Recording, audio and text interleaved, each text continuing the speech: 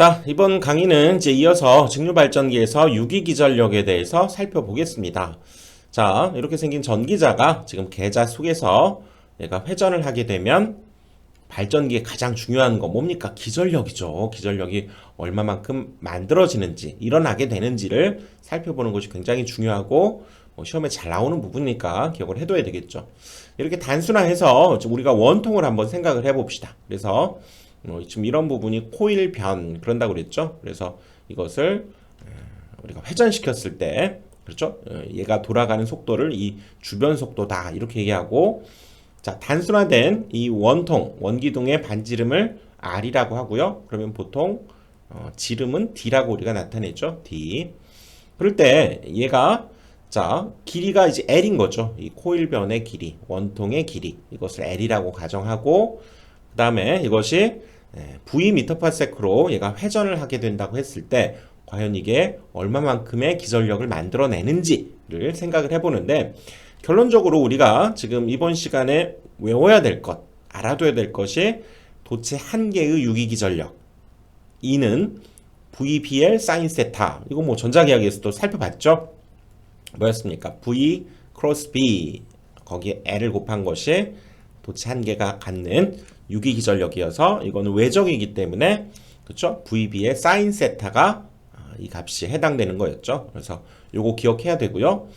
그 다음에 이 주변 속도, 요것이 V m/s로 회전하게 되면 사실상 이 코일변 주변 요 녀석이 이렇게 회전하게 되는 거 역시 60분의 파이 dn인데 이거 뒤에 한번 이끌어내 봅시다. 아무튼 이번 강의에서 우리가 꼭 외워야 될 부분들 이 세 가지를 결론적으로 미리 한번 써봤고요.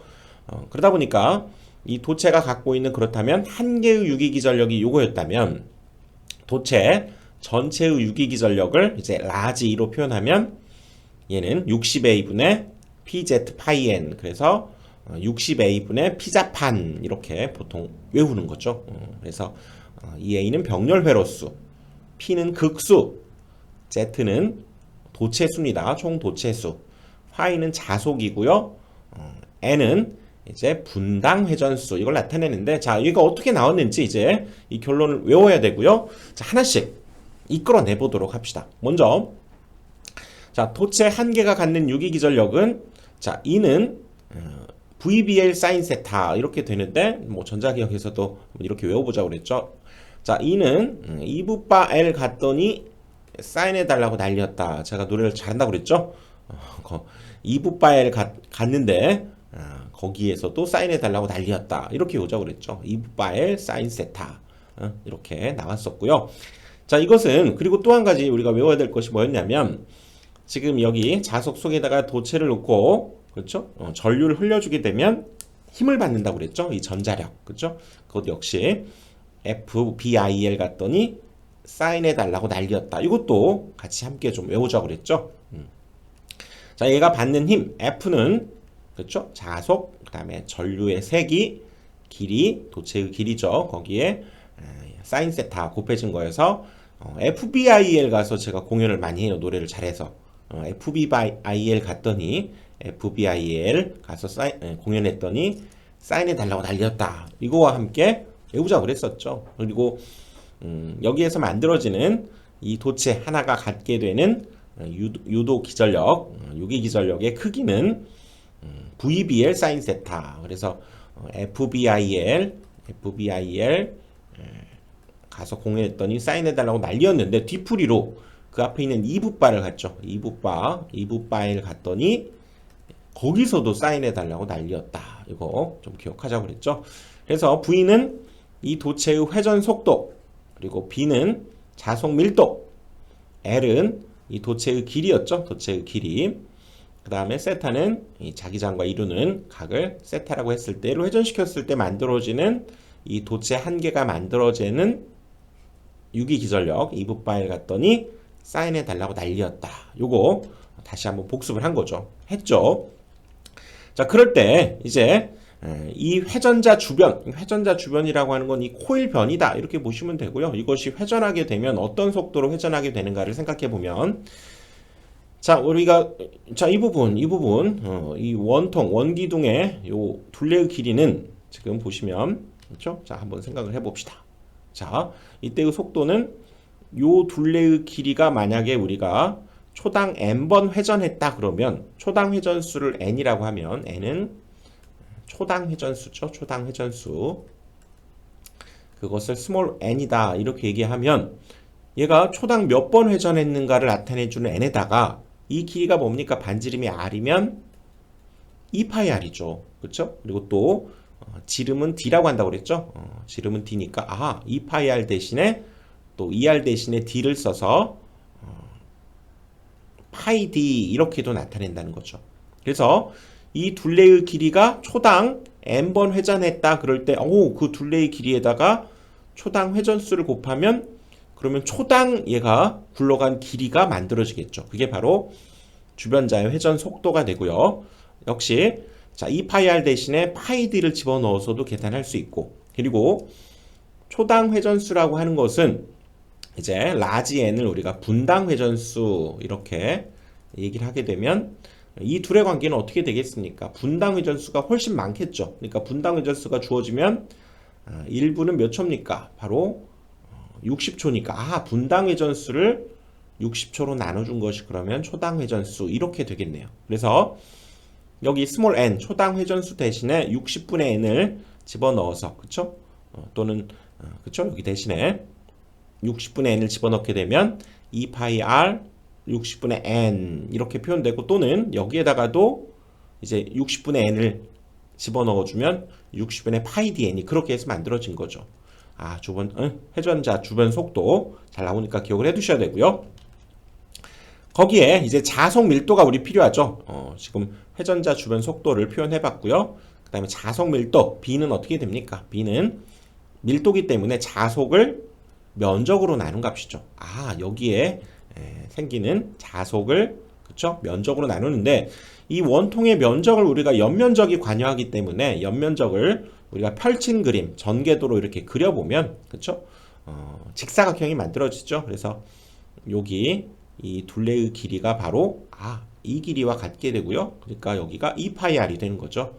그리고 파이 d와 같고 그 다음에 또 이 길이와 이 길이가 또 같기 때문에 이 길이가 l이 되는 거죠. L. 그래서 이 원통의 옆면의 넓이가 바로 그 면적이 되고요. 그러면 가로 세로를 곱한 것이 면적이 되는 거죠. 그래서 2파이 r과 l을 곱한 즉 2파이 rl이 바로 면적이 되고요. 그 다음에 자속 파이에다가 얘가 몇 극이냐에 따라서 그쵸. 그때의 자속은 그만큼 더 늘어나기 때문에 극수를 곱한 것이 총 자속수가 되겠죠. 그래서 전체 자속을 면적으로 나눈 것이 바로 자속 밀도기 때문에 B도 이렇게 구해낼 수 있다는 얘기죠. 웨버 퍼 제곱미터가 되겠네요. 그리고 L은 당연히 여기에서의 길이가 되기 때문에 그럼 도체 한 개가 갖는 유기기전력 최대값은 사인값이 어차피 1이니까요. 그러니까 최대값을 한번 살펴보면 사인이 1이 최대잖아요. 그래서 그때 최대값을 기준으로 한번 생각을 해보면 자 바로 여기에서의 V가 60분의 2파이 Rn이었잖아요. 60분의 2파이 Rn 그리고 B는 이거 2파이 RL분의 P파이 곱해주고요. 그 다음에 거기다 또 L을 곱해줘서 자 이거 약분하게 되면 2파이 R 약분되고요. 그쵸? 이걸 정리를 해보니까 결국 분모는 60 그리고 L도 이렇게 약분이 되네요. 그래서 분모는 60만 남게 되고 분자에는 P파이 N이 남게 되는 거죠. 그렇게 남게 되네요. 자 이제 이 상황에서 그렇다면 도체 전체의 유기기전력 한 개가 갖게 되는 유기기전력이 60분의 P파이 N 이렇게 나왔다면 결국 총 도체 수가 몇 개냐 그 다음에 병렬 회로수를 또 A 개수라고 얘기한다면 이때 한 개가 갖는 유기기전력에다가 그쵸 총 도체 수를 곱하고 그때 병렬 회로수만큼으로 나눠준 값이 전체가 갖게 되는 유기기전력이다 이렇게 된다는 얘기죠. 그래서 이때 60분의 P파이 N에다가 총 도체 수를 곱하고요 병렬 회로수로 나누어서 그치 이렇게 정리해주면 결국에는 그 유명한 60A분의 피자판 PZ 파이 N 60A분의 피자판이라고 하는 공식이 얻어진다 그 얘기죠. 옛날 대학 때 이 유기기전력 퀴즈를 봤는데요. 시험을 봤는데 60명이 다 A를 맞아가지고 강의실을 우리 교수님이 피자판을 만들어줬어요. 60A분의 피자판 60명이 다 A를 맞아버렸어. 오호 피자판 PZ 파이엔 이게 바로 도체 전체가 갖는 유기기전력. 지금 우리 발전기에서는 이 유기기전력이 굉장히 중요하기 때문에 요거 뭐 몰라서는 절대 안 되는 거고요. 60A분의 피자판 이거 기억하시고 그 다음에 여기 주변 속도 60분의 2파이 Rn 또는 60분의 파이 dn 기억을 해봅시다. 알겠죠? 그렇게 해서 이제 나온 전체 유기기전력 꼭 기억을 해둬야 되고요. 60A분의 피자판이고 그때 이 극수라든가 도체수 그 다음 병렬 회로수는 이미 결정이 나 있는 거죠. 우리가 발전기 속에서 내가 몇 극으로 할 것인지 도체수는 얼마만큼 쓸 것인지 병렬 회로수는 어떻게 할 것인지가 이미 결정이 되기 때문에 이건 정해진 어떤 상수로 그냥 취급해서 얘를 K라고 표현하고요. 그러면 K-N 이렇게 나타내 볼 수 있다 그 얘기죠. 얘 대신에 우리가 일종의 상수 K를 써서 표현하고요. 파이-N 이렇게 표현하면 결국 이 유기기전력 전체 유기기전력은 뭐에 의해서 결정이 나느냐? 바로 자속과 회전수에 의해서 결정이 난다. 이렇게 판단할 수 있다는 거죠. 그리고 기전력이기 때문에 볼트가 단위가 되겠죠. 그래서 방금 얘기했던 대로 E는 파이에 비례하고 회전수에 또 역시 비례한다. 자속에 비례하고 회전수에 비례한다는 결론을 얻어낼 수 있겠다 그 얘기죠. 그래서 자 결론 도체 한 개가 갖는 유기기전력 이제 그렇죠. 이 결론을 외워야 된다고 그랬죠. EV 파일 갔더니 사인해 달라고 난리였다. 자 EVBL 사인 세타 이것이 바로 도체 한 개가 갖는 유기기전력이고요. 그때 이 주변 속도 얘가 V라고 하는 속도로 회전할 때 그 속도는 뭘로 표현할 수 있느냐?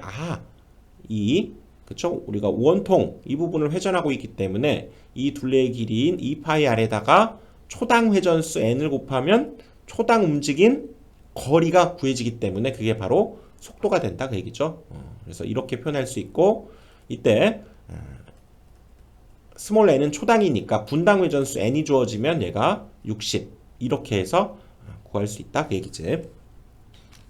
그리고 이때 ER을 우리가 지름을 D로도 표현하기 때문에 ER 대신에 D로 표현하면 그쵸? 파이 D N 이렇게 쓰고요. 분모는 60 이대로 써서 60분의 파이 DN이다 라고 하는 결론도 얻어낼 수 있고 그 다음에 요거 도체 그럼 전체가 갖게 되는 것은 60A분의 P자판 이건 병렬 회로수 P는 극수 이런 용어들 여러분들 기호 용어들 정확하게 알아야 됩니다. Z는 총 도체수 파이는 자속 그렇죠? N은 분당 회전수가 되는 거죠. 이렇게 돼서 60A분의 60명의 A를 맞아서 강의실을 피자판으로 만들었다. 도체 전체가 갖는 유기기전력은 이렇게 여러분들이 기억을 해두시면 되겠습니다. 자, 그 다음에 전기각이라고 하는 이제 개념을 우리가 한번 살펴보는데요. 일단 전기각, 각이죠, 각, 앵글, 영어로 각. 그것이 기하학적 각에 2분의 P가 곱해진다. P는 이제 극수입니다. 극수, P. 기하학적 각에다가 2분의 P가 곱해진 것이 전기에서 쓰는 각이다. 이렇게 얘기하는데, 자, 왜 이런 식이 나왔는지 한번 살펴봅시다. 우리가 2극을 갖고 있는 것은 이런 경우죠. N극과 S극을 이렇게 두었을 때 2극. 그럼 4극은 어떻게 됩니까? 4극은 N극, S극, N극, S극 이렇게 둔 것이 4극이고요. 그럼 6극은 또 어떻게 될까? 6극은 그렇죠? N극, S극, N극, S극, N극, S극 이렇게 6개의 극을 두는 거죠. 우리가 발전할 때 이렇게 짝수로 늘어가는 거지 뭐 3극, 5극 이런 건 없죠. 여기에 이제 내부에다가 이 상황에서 이제 뭐 도체를 하나 이렇게 각각 4극에다가 내부에다가 도체를 둬서 또 6극에다 이렇게 도체를 둬서 회전을 시켜서 발전을 시키는데요. 자, 이거를 2극짜리를 이렇게 회전을 시켜서 발전을 시키게 되면 사실상 이렇게 극수가 2개일 때에는 우리가 알고 있는 그대로 얘가 돌아갈 때 360, 자, 이 부분 자, 얘가 돌아갈 때 360도를 그대로 돌아간다 그 얘기라고요. 그런데 자, 봅시다. 4극에서 얘를 돌려버리면 얘는 이때 N극과 S극 돌릴 때 이미 여기에서 한 바퀴 돌아가는 효과가 만들어지고요. 또 이 N극과 S극을 또 돌아갈 때 여기에서 또 한 바퀴 돌아간 그런 효과가 만들어진다는 거죠. 오호, 극수를 두 개를 눌려버리면 사실상 얘가 회전을 하게 되면서 이 n극과 s극을 회전할 때의 각, 또 이 n극과 s극을 회전할 때의 각이 두 번 만들어지면서 각이 두 배가 만들어진다. 이렇게 보자는 거죠.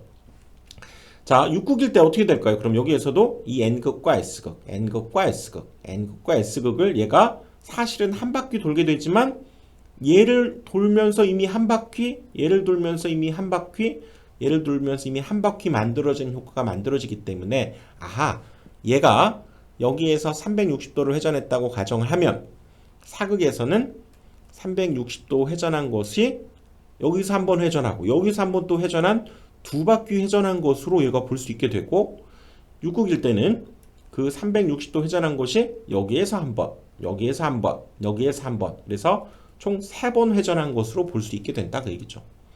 그러다 보니까 아하, 여기 n 곱하기 1로 볼 수 있죠. 2극일 때는 1, 4극일 때는 2, 6극일 때 3이었다면 이걸 1번화 해버리면 360도 곱하기, 그쵸? 극수를 2로 나눈 거죠. 4를 2로 나눈 거, 2를 2로 나눈 거. 그래서 극수를 2로 나눈 것으로 곱한 값이 바로 이 전기, 이 발전기에서 만들어지는 각을 우리가 다루는 전기각이다. 이렇게 정의하겠다는 거죠. 그래서 이것을 우리가 일반적으로 이제 기하학적 각이다. 이렇게 얘기한다면 그 기하학적 어떤 각에서 극수가 몇 개 늘어나냐에 따라서, 그쵸?